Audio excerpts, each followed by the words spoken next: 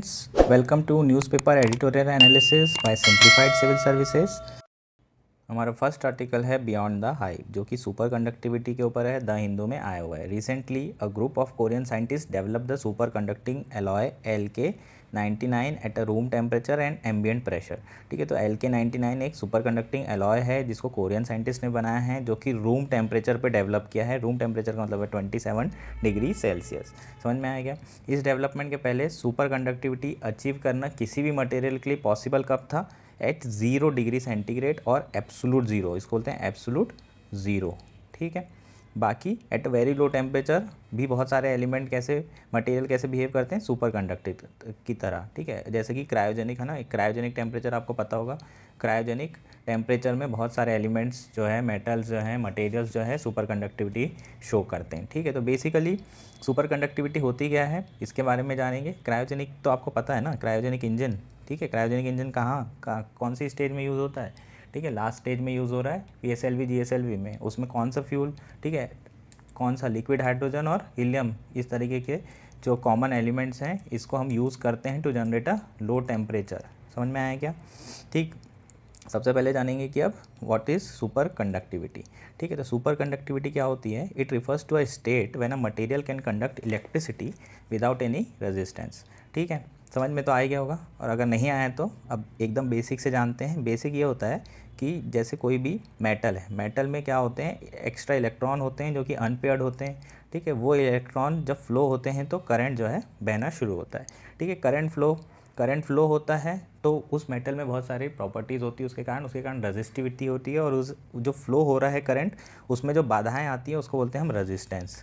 ठीक है, तो V=IR, ये तो बचपन से रटा हुआ है। ठीक है, ओम्स लॉ अगर आपको याद नहीं है तो कोई बात नहीं, तो ये I होता है करंट और R होता है हमारा रेजिस्टेंस और V होता है वोल्टेज। ठीक है, तो वोल्टेज=IR। ठीक है, तो यही रेजिस्टेंस की हम बात कर रहे हैं। तो अगर आप करंट फ्लो करा रहे हैं तो उसमें कुछ बाधाएं उत्पन्न हो रही हैं, कुछ परेशानियां आ रही हैं, तो उस बाधाएं उत्पन्न होने और परेशानी के कारण जो लॉस हो रहा है करंट का, जो हीट में जो है कन्वर्ट होके, है ना, जो लॉस हो रहा है उसके कारण करंट की वैल्यू कम हो जा रही है ना, वोल्टेज कम हो जा रहा है। ठीक है, तो वो जो है ट्रांसमिशन लॉस जो होते हैं, ठीक है, वो किसके कारण होते हैं? रेजिस्टेंस के कारण। अब सपोज करो कि रेजिस्टेंस क्या हो जाए? ज़ीरो हो जाए। तो रेजिस्टेंस अगर जीरो हो गया तो जितना हमने करंट भेजा था पूरा का पूरा, जितना वोल्टेज भेजा था पूरा का पूरा पहुंच जाएगा। ठीक है, तो जो लॉसेस होंगे वो ज़ीरो हो जाएंगे। जब रेजिस्टेंस जो है ज़ीरो हो जाता है तो उसको बोलते हैं सुपर कंडक्टिंग स्टेट। ठीक है, जो कंडक्टर्स होते हैं उसमें कंडक्टिविटी जिनमें ज़्यादा होती है, जिसमें फ्री इलेक्ट्रॉन्स ज़्यादा होते हैं, उसमें रेजिस्टेंस बहुत कम होता है और करंट बहुत ज़्यादा फ्लो होता है। ठीक है, मैक्सिमम करंट फ्लो होता है। और फिर एक ऐसी स्टेज आती है जब ये रेजिस्टेंस कम होते होते कहाँ पहुँच जाता है? ज़ीरो। जब ज़ीरो स्टेज पे पहुँचता है उस स्टेज को हम बोलते हैं सुपर कंडक्टिविटी स्टेज। समझ में आया? अब ये रेजिस्टेंस किसी भी टेम्परेचर पे ज़ीरो हो सकता है, लेकिन जनरली अभी तक के एट प्रेजेंट टाइम, मतलब इस वक्त इस डेवलपमेंट के होने के पहले super conductivity can only possible at absolute zero temperature. ठीक है, इसके पहले अभी तक यही था कि टेम्परेचर अगर ज़ीरो या माइनस डिग्री में होगा तभी कोई भी element material super conductivity property show कर सकता है, जब एब्सोलूट ज़ीरो हो जाए। ठीक है, अब मान लीजिए कि अगर ये रेजिस्टेंस हो जाए ज़ीरो। ठीक है, फॉर एग्जांपल कि हम मेट्रो क्यों बनाते हैं, है ना, मेट्रो बनाने का पर्पज़ है कि ट्रैफिक ख़त्म हो जाए। ठीक है, और जितना भी जो है हमने मेट्रो बनाई, तो यहाँ से मेट्रो शुरू हुई और पूरा ट्रैफिक नहीं है तो फटाफट मेट्रो आती है, फिर दूसरी मेट्रो आती है, फिर तीसरी, तो सीमलेस फ्लो ऑफ पैसेंजर, है ना, बहुत तेज़ी से पैसेंजर जो है एक जगह से दूसरी जगह मूव हो रहे हैं। इसका मतलब क्या हो रहा है? एफिशिएंसी बहुत हाई हो जा रही है। समझ में आ रहा है क्या? एफिशिएंसी, इफ़ेक्टिवनेस, ठीक है, लॉसेस, ये सब सारी चीज़ें कम हो जाएगी अगर आपको कोई रेजिस्टेंस नहीं मिलता है तो, है ना। यही हमने क्या किया है मेट्रो के कॉन्सेप्ट में किया हुआ है। सेम चीज़ सुपर कंडक्टिविटी में भी आएगी। अगर कोई एलिमेंट ऐसे बिहेव करेगा जिसमें कोई रेजिस्टेंस ही नहीं है, मान लो कि आप इतना सारा वायर से इलेक्ट्रिसिटी भेज रहे हैं अपन लोग पूरा, है ना, तो जो ट्रांसमिशन लॉसेज हो रहे हैं वो बहुत ज़्यादा है। इंडिया में तो कितने 25 से 30% जो है ट्रांसमिशन लॉसेज हैं, है ना। बहुत सारे कंट्रीज़ में 7 से 8% है, इंडिया में 25 से 30 है, और इवन अभी थोड़ा कम हो गया है 15% के आसपास, लेकिन बहुत हाई है ट्रांसमिशन लॉसेज। अब ये लॉसेज जो इलेक्ट्रिसिटी हम प्रोड्यूस करके भेज रहे हैं, अगर रेजिस्टेंस ही ख़त्म हो जाए तो ये लॉसेज क्या हो जाएंगे? ज़ीरो हो जाएंगे। तो superconductivity at room temperature revolutionise कर सकता है हमारे जितनी भी एप्लीकेशंस है रोज़मर्रा लाइफ में। एमआरआई है ना, हाई स्पीड ट्रेन, ये सब बहुत कॉस्ट इफ़ेक्टिव और बहुत ज़्यादा एफिशिएंट हो सकती है। इसलिए सुपर कंडक्टिविटी के ये जो रिसेंट डेवलपमेंट हुआ है LK99, ये प्रॉस्पेक्ट बहुत ज़्यादा जो है रिवॉल्यूशनाइज कर रहा है और बहुत सारे साइंटिस्ट काफ़ी उम्मीद लगा के बैठे हैं इसमें। ठीक है, नेक्स्ट हमारा जो कॉन्सेप्ट है वो ये है कि सुपर कंडक्टिविटी एक्चुअल में जो रीजंस दिया था वो BCS थ्योरी के थ्रू दिया गया था। ठीक है, BCS क्या है, BCS थ्योरी के बारे में मैं आपको अलग से एक्सप्लेन करूँगा, पर BCS जो है एक साइंटिस्ट है, मतलब साइंटिस्ट हैं ये, इन लोगों ने सुपर कंडक्टिविटी क्यों होती है वो एक्सप्लेन किया था। तीनों को नोबेल प्राइज़ मिला था, और ये नोबेल प्राइज़ कब मिला था आप जो है जान सकते हैं, है ना, आप गूगल कर लीजिएगा कौन सी साल में मिला था। स्टेट PCS के लिए ये इंपॉर्टेंट है। ठीक है, UPSC में BCS थ्योरी क्या है इसके बारे में हम ज़रूर डिटेल में पढ़ेंगे, क्योंकि प्रीलिम्स के लिए BCS थ्योरी अब न्यूज़पेपर में आ गया है, तो वो आपसे ये नहीं पूछेगा सुपर कंडक्टिविटी क्या है, अब वो आपसे ये पूछेगा कि BCS थ्योरी क्या है। ठीक है, तो उसके चांसेस बहुत हैं आने के। ठीक है, तो सुपर कंडक्टिविटी की दो प्रॉपर्टीज़ हैं। ठीक है, दो प्रॉपर्टी कौन कौन सी सुपर कंडक्टिविटी की? ठीक है, पहली प्रॉपर्टी है कि it must offer zero resistance. ठीक है, अगर ज़ीरो रेजिस्टेंस कर रहा है मटेरियल तो वो सुपर कंडक्टर हो सकता है। और इट मस्ट डिस्प्ले डायामैग्नेटिज्म। ठीक, डायामैग्नेटिज्म क्या होता है? इसका मतलब होता है कि it should repel magnetic field lines. ठीक है, अगर कोई एलिमेंट्स है, कोई मटेरियल है, अगर वो डायामैग्नेटिज्म शो कर रहा है, इसका मतलब है कि जो अनपेयर्ड इलेक्ट्रॉन होंगे उसमें वो एक भी नहीं होंगे, इस तभी वो क्या करेगा, रिपल्शन करेगा मैग्नेटिक जो फील्ड लाइंस होगी उसी का। ठीक है, अदरवाइज, और एक और मटेरियल क्या होता है, पैरामैग्नेटिज्म और फेरोमैग्नेटिज्म। ये आपने सुना होगा, पैरामैग्नेटिज्म और फेरोमैग्नेटिज्म। ठीक है, ये दोनों में क्या होते हैं, अनपेयर्ड इलेक्ट्रॉन होते हैं, तो इसमें जो है मैग्नेटिक फील्ड लाइंस क्या होती है, इससे अट्रैक्ट होती है। समझ में आया? तो इसकी भी बहुत सारी क्या होते हैं, एप्लीकेशंस होती हैं, है ना, परमानेंट मैग्नेट्स बनाना, ये सब एप्लीकेशन इनकी है। डायामैग्नेटिज्म की जो मेन इंपॉर्टेंट एप्लीकेशन है वो है MRI और, ठीक है, मैग्नेटिक लेविटेशन। ठीक है, जो हाई स्पीड रेलवे है ना, मैगलेव, आपने सुना होगा क्या, मैगलेव। ठीक है, क्या होता है, जब आप मान लो कि रेलवे लाइन है, ठीक है, पहली जो मेन एप्लीकेशन वो बता देता हूँ आपको, मैग्नेटिक लेविटेशन में होता है क्या, हमने यहाँ सुपर कंडक्टिविटी लाइन बिछा दी। अब सुपर कंडक्टिविटी लाइन है, जैसे ही आप मैग्नेटिक फोर्स है ना अप्लाई होगा और ट्रेन जो है शुरू होगी, तो क्या होगा, जो उसके व्हील्स होंगे और जो लाइन होगी उनके बीच में ना गैप आ जाएगा। क्यों? क्योंकि जो एलिमेंट, जो मैग्नेटिक, जो सुपर कंडक्टिंग मटेरियल होते हैं वो डायामैग्नेटिक होते हैं, तो ऐसे जो है एक गैप आ जाएगा और वो रिपल्शन कर रहे होंगे किसको, जो व्हील्स होंगे उसको। तो व्हील जो है लगभग हवा में चल रहे होंगे, और हवा में चल रहे होंगे इतने रिपल्शन में, तो कोई फ्रिक्शन नहीं होगा, और जब फ्रिक्शन ही नहीं होगा तो फिर रेजिस्टेंस ही नहीं होगा, और रेजिस्टेंस ही नहीं होगा तो जो ट्रेन होगी वो हाई स्पीड ट्रेन हो जाएगी। समझ में आया कि ये प्रॉपर्टी, ठीक है, कौन यूज़ कर रहा है, जापान। ठीक है, ये चीज़ें कौन टेक्नोलॉजी यूज़ कर रहा है, जापान। इंडिया में भी आने वाली है, अपने को पता है ना, मोदी जी का जो पेट प्रोजेक्ट है वो है हाई स्पीड ट्रेन, तो इंडिया में भी ये आने वाली है। ठीक है, तो इस आर्टिकल में क्या बात की गई है कि दो जो कंट्री के साइंटिस्ट हैं, एक कंट्री है ना इंडिया है जिसके साइंटिस्ट हैं, और एक है चाइना, उन लोगों ने LK99 को, ठीक है, जो इन लोगों ने स्टडी की थी उसमें जो तरीका बताया था उससे डेवलप करने की कोशिश की, और दोनों ही है ना LK99 जो बना वो LK99 फेल हो गया दोनों प्रॉपर्टी शो करने में। ठीक है, जो सुपर कंडक्टिविटी की प्रॉपर्टी है जिसमें R 0 होता है और डायामैग्नेटिज्म शो होना पड़ता है। ठीक है, तो बहुत सारी कम्युनिटी, जो साइंटिस्ट कम्युनिटी है वो बोल रही है कि ये जो है सही नहीं है, लेकिन ऑन द अदर हैंड दूसरी जो कम्युनिटी है वो बिलीव कर रही है कि LK99 जो है उसके जो है प्रॉस्पेक्ट बहुत ब्राइट है, और चांसेस हैं कि जो है LK99 सुपर कंडक्टिविटी शो करे, बिहेव करे एट अ रूम टेम्परेचर। ठीक है, और इसके जो एम्पल मतलब 1000 ऑफ जो है एप्लीकेशंस होगी और रिवोल्यूशनाइज कर सकती है सुपर कंडक्टिविटी, इसलिए इसको अच्छे से थोड़ा पढ़ लीजिएगा सुपर कंडक्टिविटी पे। ठीक है, उसके बाद हम सुपर कंडक्टिविटी के रीजंस क्या हैं वो जानते हैं BCS थ्योरी से। ठीक है, तो BCS थ्योरी क्या होती है, एक कॉपर पेयर है ना, कॉपर पेयर के ऊपर थ्योरी है ये। ठीक है, तो according to BCS theory superconductivity occur because of existence of a attractive force between conduction electron in metal. ठीक है, तो ये बोल रहा है कि दो इलेक्ट्रॉन के बीच में अट्रैक्टिव फोर्सेस के कारण, ऐसा हो सकता है कि दो इलेक्ट्रॉन के बीच में अट्रैक्टिव फोर्स आ सकती है क्या, नहीं आ सकती, ऐसा तो पॉसिबल ही नहीं, दो इलेक्ट्रॉन है मतलब दोनों एक दूसरे को रिपल्सन करेंगे, क्यों? क्योंकि सेम चार्ज है।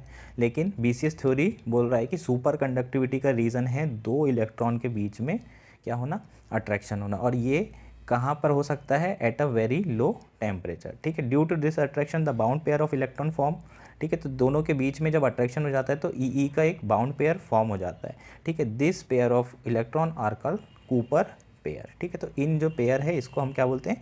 Cooper pair. The Cooper pair can move in a crystal structure without resistance, ठीक है। तो कूपर पेयर जो है क्रिस्टल स्ट्रक्चर में बिना रेजिस्टेंस के क्या होता है?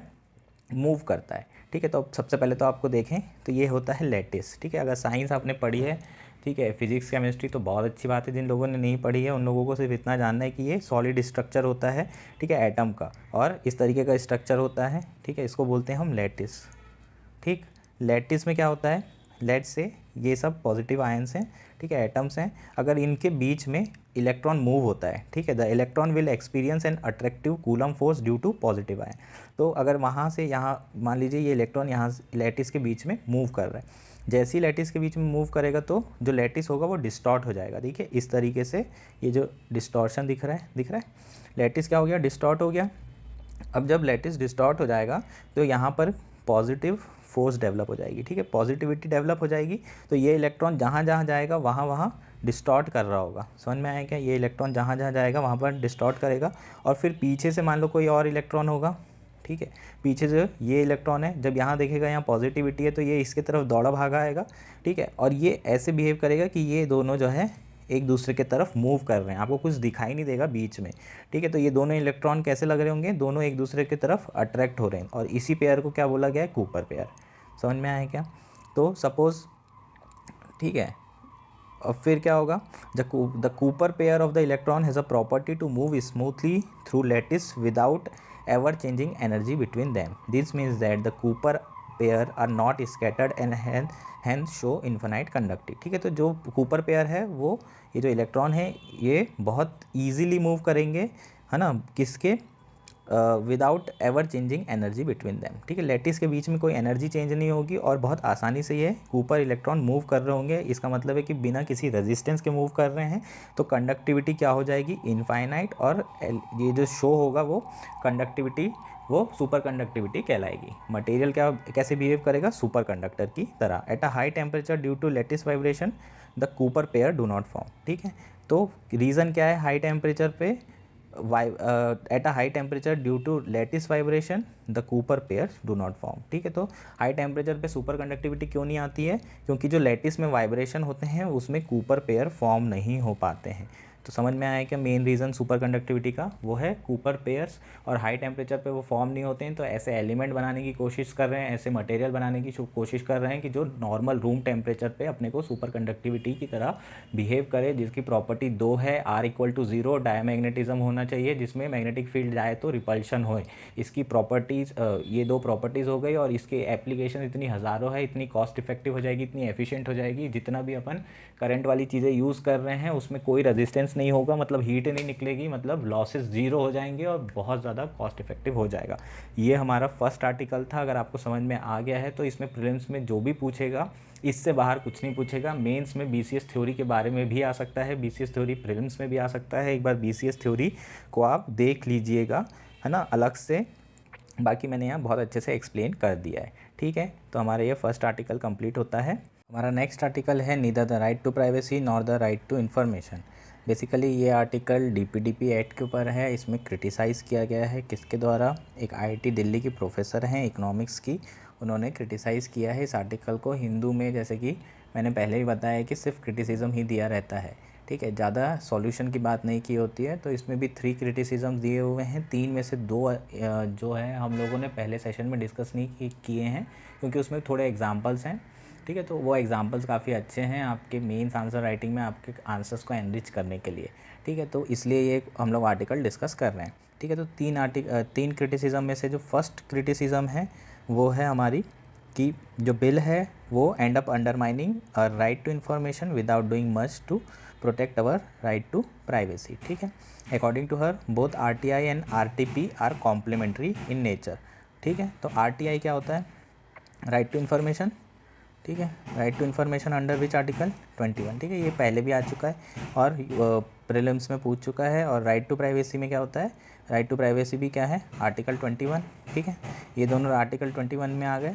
नेक्स्ट है आरटीआई होता क्या है, आरटीआई के थ्रू जो है गवर्नमेंट की जो फंक्शनिंग है उसकी इन्फॉर्मेशन और डेटा जो है हम लोगों को मिलता है, which makes us empower and make government accountable, ठीक है। और राइट टू प्राइवेसी क्या होता है, which mean to protect us from government and private entity which affirmed by supreme court in Puttaswamy case, ठीक है, 2017 की रूलिंग है, पता है ना कौन सा केस है, ठीक है, इसके ऊपर भी बहुत बार क्वेश्चन आ चुके हैं प्री में भी और मेंस में भी, ठीक है। तो दोनों कंपीटिंग में पर आर्टिकल बोल रहा है कि दोनों कॉम्प्लीमेंट्री तो है ही, लेकिन कंपीटिंग भी है कुछ कुछ सिचुएशन में, ठीक है। जैसे कि इसमें एक प्रॉपरली एग्जांपल दिया हुआ है मनरेगा का, ठीक है। तो मनरेगा में जो डेटा होता है वर्कर का, है ना, उन्हें कितना पे किया जा रहा है, कितना जो है उसमें उनको जितना पेरोल हो रहा है, उनको कितने दिन पे किया जा रहा है, ये सब सारी इन्फॉर्मेशन है ना, मोबाइल अकाउंट डिटेल्स, ये सब सारी चीज़ें कहाँ है ना, उनकी वेबसाइट पे है। और वो वेबसाइट पे जो इन्फॉर्मेशन है उसको आप देख सकते हो, ये ओपन है, ठीक है। तो ये क्या इंश्योर कर रहा है, सोशल अकाउंटेबिलिटी, है ना, ये बेसिकली राइट टू इन्फॉर्मेशन में आ जाएगा। और राइट टू इन्फॉर्मेशन में जो आएगा, ठीक है, तो आपको ये सोशल अकाउंटेबिलिटी इंश्योर करेगा, और सोशल अकाउंटेबिलिटी इंश्योर करेगा तो पब्लिक अकाउंटेबल, गवर्नमेंट को अकाउंटेबल करेगा मनरेगा स्कीम में, ठीक है। एट द सेम टाइम अगर वो सेम डेटा जो है, ठीक है, बहुत सारे लोग यूज़ कर लेते हैं, ठीक है, आपका मोबाइल डेटा उसी वेबसाइट से स्क्रैप कर लेते हैं। स्क्रैप डेटा स्क्रैपिंग क्या होता है, जो भी वेबसाइट है उससे आप डेटा है ना ले रहे हो बिना किसी इशू के, है ना, बिना किसी परमिशन के आपने डेटा उठाया, यूज़ कर लिया। तो ऐसे बहुत सारे लोगों का जमतारा केस है ना, पूरी वेब सीरीज़ पता है आपको, लोग फ्रॉड फ़ोन कर रहे हैं, फाइनेंशियल लिटरेसी नहीं है, डिजिटल लिटरेसी नहीं है अपने, इवन लिटरेसी ही नहीं है, ठीक है। तो ये सब सारी चीज़ें होने के कारण किसी को भी बेवकूफ़ बनाना आसान है, और वर्कर्स जो है ना, अपना जो प्राइवेसी है, अपना जो अकाउंट है, ऐसे कई सारे फ्रॉड हो रहे हैं उसके कारण, ठीक है। तो अपनी पर्सनल प्राइवेसी वाली चीज़ों में जा रहे हैं, और जो है बेसिकली ये जो अपना जो एक्ट है ये इसको एड्रेस करने में मतलब ना कोई अटेम्प्ट किया है ना, और ना ही इसे सॉल्व कर पा रहा है, ठीक है। Recently DPDP makes little attempt to deal with this hard situation, है ना, इस तरीके के फ्रॉड को। तो ये दोनों कंपीटिंग राइट हैं अगर कहीं कहीं देखा जाए, और उसको एड्रेस नहीं किया गया है इस एक्ट के थ्रू, ठीक है। उल्टा गवर्नमेंट ने क्या किया है, डीपीडीपी एक्ट से गवर्नमेंट को लेस ट्रांसपेरेंट बना दिया है, ठीक है। कैसे बना दिया है, इसमें प्रॉपरली बताया कि जो सेक्शन 4(2) है उसमें कहा है कि जो लॉफुल पर्पस है उसके लिए गवर्नमेंट जो है कंपनी से डेटा मांग सकती है इंडिविजुअल पर्सन का, ठीक है। अगर डेटा आप इंडिविजुअल पर्सन का मांग सकते हो, जो पर्सनल डेटा है लॉफुल पर्पस के लिए, और लॉफुल पर्पस जो है बहुत ही ब्रॉडेस्ट टर्म है, ठीक है। ब्रॉडेस्ट टर्म है मतलब जो भी इसमें डिफाइन किया है कि any purpose which is not expressly forbidden by law, है ना, जो भी लॉ में वर्जित नहीं है वो सारे पर्पस अगर है ना लॉफुल पर्पस कहलाएंगे। तो उस लॉफुल पर्पस के लिए गवर्नमेंट क्या कर सकती है, प्रोसेस करने के लिए इन्फॉर्मेशन, पर्सनल इन्फॉर्मेशन मांग सकती है। समझ में आया क्या। देयरफॉर स्क्रैपिंग इन्फॉर्मेशन, है ना, जैसे कि ऑन वेजेस ऑफ लेबर और mobile number of government scheme, ठीक है, beneficiaries from government portal is not expressly forbidden, ठीक है। इसका मतलब जो इन्फॉर्मेशन जो ले रहे हैं, जो जमतारा वाला जो केस है, लोग मोबाइल इन्फॉर्मेशन जो उठा ले रहे हैं वो एक्सप्रेसली फॉरबिडन नहीं है, और इसलिए वो अनलॉफुल नहीं है, इसलिए उसके खिलाफ कोई पेनाल्टी नहीं है, इसलिए वो रोका भी नहीं गया है और एड्रेस करने की कोशिश भी नहीं की गई है। तो ये हमारा क्या हो गया, फर्स्ट क्रिटिसिज्म हो गया। दूसरा, आरटीआई को जो है क्या किया है इन लोगों ने, आरटीआई को अमेंड करने का सजेशन दिया है, ठीक है। कौन से सेक्शन को अमेंड करने का, जो एग्जम्पशन सेक्शन है, ठीक है। आरटीआई में बहुत सारी जो है सेक्शंस हैं, उसमें कहा गया है कि कौन कौन से सेक्शन के थ्रू आपको इन्फॉर्मेशन दी जाएगी और कौन से सेक्शन के थ्रू नहीं दी जाएगी, ठीक है। जो एक 8J सेक्शन है उसमें जो है बेसिकली क्या किया है, जो कि क्या करता है, एग्जम्पशन ग्रांट करता है from disclosure if the information relate to the information basically क्या है, has no relationship to any public activity और इंटरेस्ट, ठीक है। इसमें 4-5 ऐसे छोटे छोटे क्या दिए हुए हैं, बहुत छोटे छोटे प्रोविजंस दिए हुए हैं, ठीक है। लेकिन ये प्रोविजंस बहुत नैरो प्रोविजंस है, ठीक है। इसको क्या किया है, इसको इन लोगों ने बेसिकली बहुत ही ब्रॉड कर दिया है इस डेफिनेशन को, ठीक है। और जो नया वर्ड यूज़ किया है वो किया है, DPDP bill will suggest replacing 8J section with just information which relates to personal information. इसका मतलब क्या है, ये जो इन्फॉर्मेशन होगी जो पर्सनल इन्फॉर्मेशन से रिलेट है वो सारी की सारी अब एग्जम्पशन में आ जाएगी। तो आरटीआई बहुत नैरो हो गया है राइट टू प्राइवेसी के नाम पर एक्चुअल जो एड्रेस करना था इशू वो तो इन लोगों ने किया नहीं, ठीक है। जो जमतारा वाला जो इन्फॉर्मेशन आपकी पोर्टल पे पड़ी हुई है वो कोई भी इस्तेमाल कर ले रहा है, ठीक है। तो वो चीज़ें issue data right to privacy की नहीं है और अपने फ़ायदे के लिए गवर्नमेंट क्या कर रही है, आरटी जो आई है उसको भी है ना अमेंड करके in the name of right to privacy क्या कर रही है, उसे जो गवर्नमेंट है उसको बेसिकली लेस ट्रांसपेरेंट कर दे रही है। समझ में आया क्या? ठीक है। अब इसके लिए इन लोगों ने क्या किया है, इनने एक और एग्जांपल दिया है कि जैसे कि इन्फॉर्मेशन लाइक पब्लिक सर्वेंट जजेस जिसमें इमूवेबल जो एसेट्स हैं है ना, एक रंजन गोगोई ने क्या दिया था, रूलिंग दी थी जिसमें चीफ जस्टिस ऑफ इंडिया और सारे जजेस की जो भी प्रॉपर्टी एसेट्स हैं वो आरटीआई के अंदर आएंगे, ठीक है। आपको याद होगा बहुत ही लैंडमार्क जजमेंट था वो, ठीक है। तो अब वो information related to personal information में आ जाएगी वो सारी चीज़ें, तो फिर अब ये सारी चीज़ें आपको पब्लिक डोमेन में नहीं मिलेगी। तो बेसिकली अकाउंटेबिलिटी कम कर दी गई है किसके थ्रू, ये डीपीडीपी बिल के थ्रू। समझ में आएगा। और जो थर्ड क्रिटिसिज्म है वो है बोर्ड को अपॉइंटमेंट, वो सब सारी चीज़ें कौन कर रहा है, सेंट्रल गवर्नमेंट करेगी कि कब कैसे जो है उसका अपॉइंटमेंट होगा, कितना टेन्योर होगा उसके मेंबर का, चेयरपर्सन वगैरह सारी चीज़ें। तो बेसिकली इन लोगों को डर है जो आर्टिकल लिखे हैं कि ये क्या होगा, just like another cage parrot, ये एक इंस्टीट्यूशन बन के रह जाएगा। तो इंडिया को क्या करने की ज़रूरत है, ईयू के जो जीडीपीआर जो रेगुलेशंस है ना, जनरल डेटा प्रोटेक्शन रेगुलेशन, इसके बारे में भी प्रीलिम्स में पहले आ चुका है, उससे कुछ सीखने की ज़रूरत है कि जहाँ पर इतनी ज़्यादा लिटरेसी है वहाँ पर भी लिटिगेशंस बहुत ज़्यादा हो रही है और वहाँ पर जो इंडिपेंडेंट जो रेगुलेशन है, जो वॉचडॉग है, वो बहुत इंडिपेंडेंट होने के बाद भी लिटिगेशंस बहुत बढ़ गई है। क्यों बढ़ गई है? क्योंकि अगर आपका जो प्राइवेसी में अगर घुसेंगे तो ऑब्वियसली लोग जुडिशरी जाएंगे, और अगर इंडिपेंडेंट जो वो हो, बॉडी इंडिपेंडेंट होगी तो वो सारी चीज़ें वहीं रिजॉल्व कर देगा, जितने भी ग्रीवियांस होंगे वो वहीं एड्रेस हो जाएंगे। लेकिन अगर बॉडी वीक होगी है ना, जैसे कि गवर्नमेंट ने सजेस्ट की है, तो वो फिर सारा का सारा बर्डन कहाँ जाएगा, जुडिशरी में जाएगा। तो उस बर्डन को है ना वैसे भी अपन डील नहीं कर सकते, इतना ओवरली बर्डन जो है अपनी जुडिशरी है, तो अननेसेसरली लिटिगेशन बढ़ेगी। इसलिए जो बॉडी है उसको बहुत स्ट्रॉन्ग बनाने की ज़रूरत है। समझ में आया क्या? ये हमारा आर्टिकल था। नेक्स्ट आर्टिकल है द हार्डनिंग ट्रेड स्टैंड्स। ये आर्टिकल इंडियन एक्सप्रेस में आया है, बहुत इंपॉर्टेंट आर्टिकल है GS 3 में। इसमें क्वेश्चन आपको इस बार दिख सकता है, इस बार के मेंस के लिए तो बहुत ज़्यादा इंपॉर्टेंट है, ठीक है। कैसा क्वेश्चन पूछ सकते हैं, protectionism may be beneficial in short term but in a long term it hurts the economy. और कैसा क्वेश्चन आ सकता है, do you think the protectionism is compatible with liberalisation. और एक और क्वेश्चन बन सकता है कि do you think the central government pitch of Atmanirbhar Bharat है ना may be hurt the economy in a long term. इस तरीके के क्वेश्चन आपको आ सकते हैं, ठीक है। तो अभी ये आर्टिकल इसलिए आया है न्यूज़ में, इसलिए है क्योंकि रिसेंटली गवर्नमेंट ने IT हार्डवेयर की जो फ्री इम्पोर्ट है उसको ख़त्म कर दिया है और लाइसेंसिंग मैंडेटरी कर दिया है।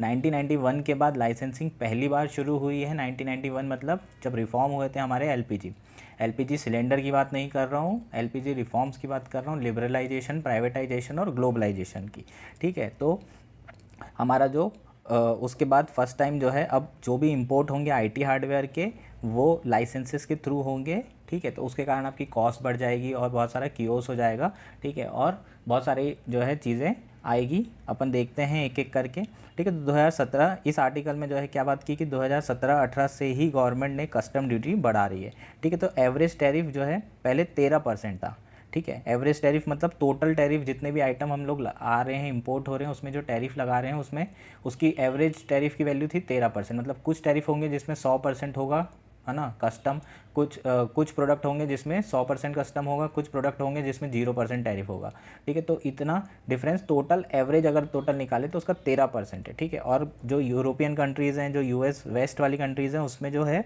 10% के आसपास जो है ये कस्टम की ये टैरिफ की जो है वैल्यू है ऑन एन एवरेज, ठीक है। लेकिन 2014 में ये 13% था, जो कि अभी 2021 में 14.3% हो गया।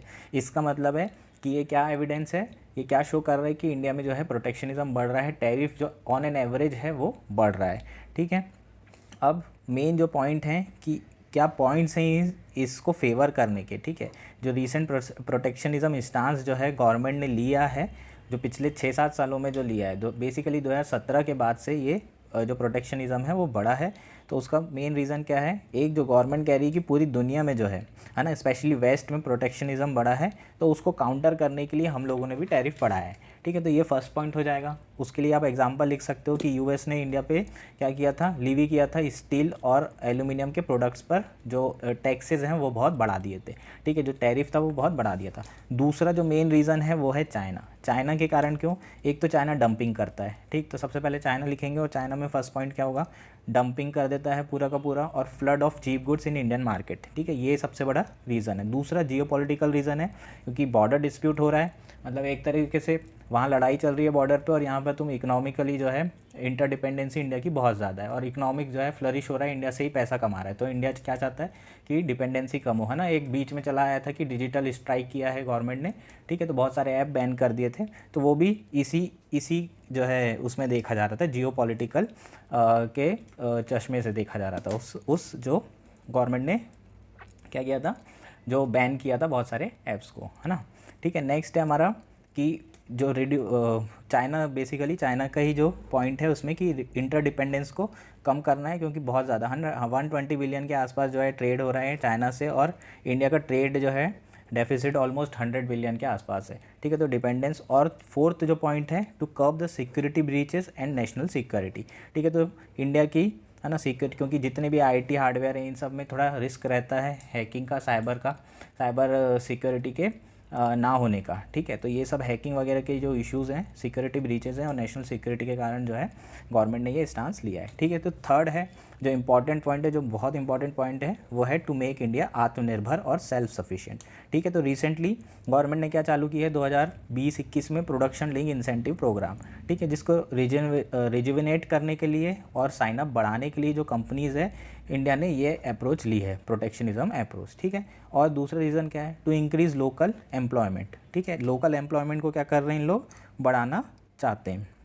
ठीक है, तो एम्प्लॉयमेंट बढ़ाने के लिए क्या होगा कि जो लोकल कंपनियां होती हैं ना, वो जो भी पैसा कमा रही हैं वो जनरली क्या करती हैं, इन्वेस्ट इंडिया में ही करती हैं। तो उससे क्या होगा, प्रोडक्शन बढ़ेगा, और प्रोडक्शन बढ़ेगा तो एम्प्लॉयमेंट बढ़ेगा। लेकिन जो बाहर की कंपनियां होती हैं वो क्या करती हैं, वो जितना प्रॉफिट होता है वो इंडिया से ले जाके, है ना, दूसरी जगह इन्वेस्ट करती है, या फिर अपना सेव जो भी करना है उनको, है ना, प्रॉफिट को यूज़ करती हैं। ठीक, तो इंडिया में नहीं रहता है वो प्रॉफिट। ठीक है, इसलिए लोकल जो लोकल इंडस्ट्री है उसको बढ़ाने के लिए। ठीक, और जो नेक्स्ट पॉइंट है वो हमारा क्या है, to support infant industries.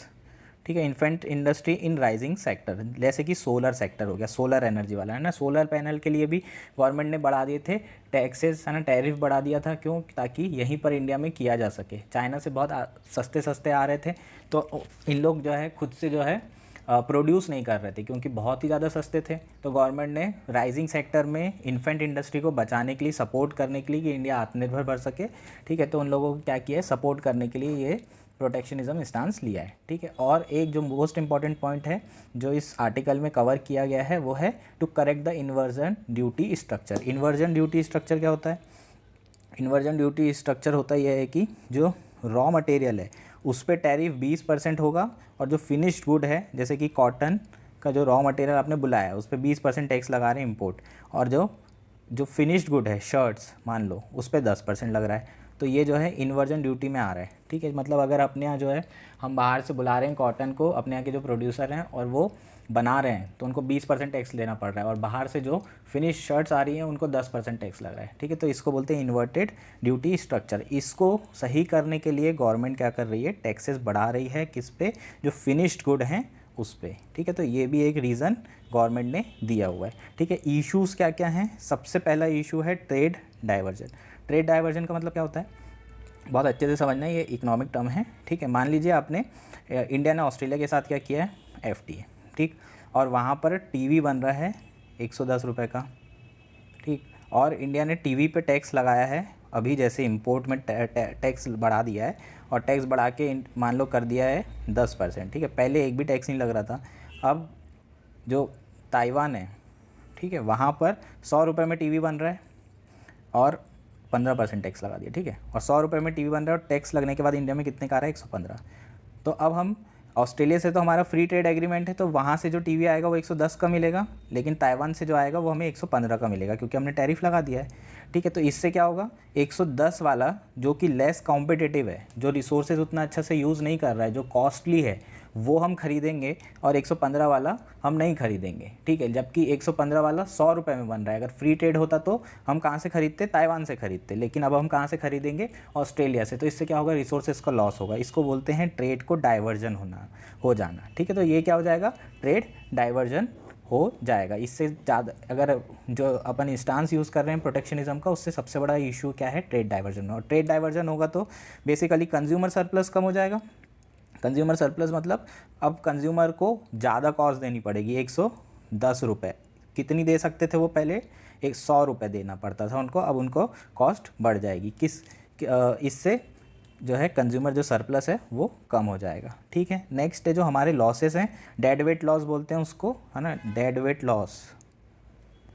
Loss जो है वो बढ़ जाएगा, क्योंकि आप उस कंपनी को सपोर्ट कर रहे हैं जो बहुत कॉस्टली चीज़ें बना रही है ना। क्योंकि टैरिफ लगने के बाद वो चीज़ें, है ना, जब जीरो टैरिफ के कारण वो चीज़ें सस्ती हो गई है, जैसे कि ऑस्ट्रेलिया से 110 रुपये की हो गई है, लेकिन एक्चुअली अगर दूसरी कंपनी उसे और एफिशिएंटली बना रही है 100 रुपये में, तो हम जो है इनएफिशिएंट रिसोर्स को जो है सपोर्ट कर रहे हैं कि तुम और जो है प्रोडक्शन करो, ठीक है। उससे ओवरऑल लॉस किसका होगा, है ना, पूरे अर्थ का ही लॉस होगा, क्योंकि रिसोर्सेज यूज़ हो रहे हैं। आप टीवी बनाने में जो भी क्रिटिकल मिनरल यूज़ हो रहे हैं, तो हम किसको सपोर्ट कर रहे हैं, लॉसेस को सपोर्ट कर रहे हैं, रिसोर्सेज की इनएफिशिएंसी को सपोर्ट कर रहे हैं। समझ में आया क्या।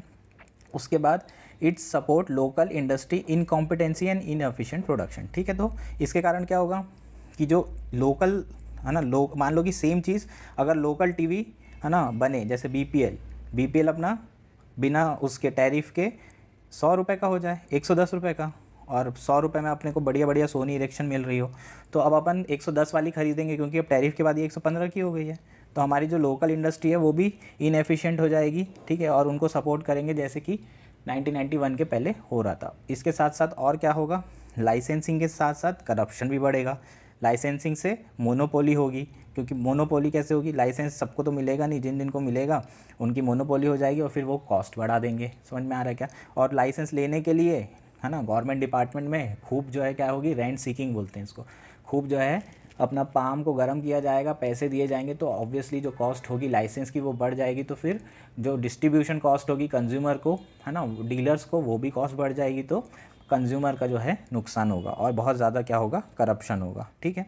जो इसमें एक पॉइंट जो दिया है उसमें इंपोर्ट जो है वो कॉस्टली तो होंगे, लेकिन एक्सपोर्ट भी कॉस्टली हो जाएंगे। क्यों हो जाएंगे, क्योंकि इंपोर्ट पे ही हमारे जो होते हैं एक्सपोर्ट डिपेंड करते हैं, क्योंकि हम बहुत सारा रॉ मटेरियल बुलाते हैं और फिर वही रॉ मटेरियल जो है यूज़ करते हैं, और फिर अपन फिनिश प्रोडक्ट वापस भेजते हैं। तो एक्सपोर्ट भी जो है इंडिया के कम हो जाएंगे, क्योंकि कॉम्पिटिटिवनेस जो है इनकी कम हो जाएगी, और हम कई जो मार्केट है, वियतनाम और बांग्लादेश, है ना, जिनसे हम compete कर रहे हैं, वो सारे मार्केट अपने से आगे बढ़ जाएंगे, ठीक है। और उसके कारण हमारा एक्सपोर्ट भी कम हो जाएगा। इंपोर्ट कम करने के चक्कर में हमने टैरिफ लगाए थे, लेकिन एक्सपोर्ट भी कम हो जाएगा, तो फिस्कल डेफिसिट उतना ही रहेगा, कुछ ज़्यादा फ़र्क नहीं पड़ेगा।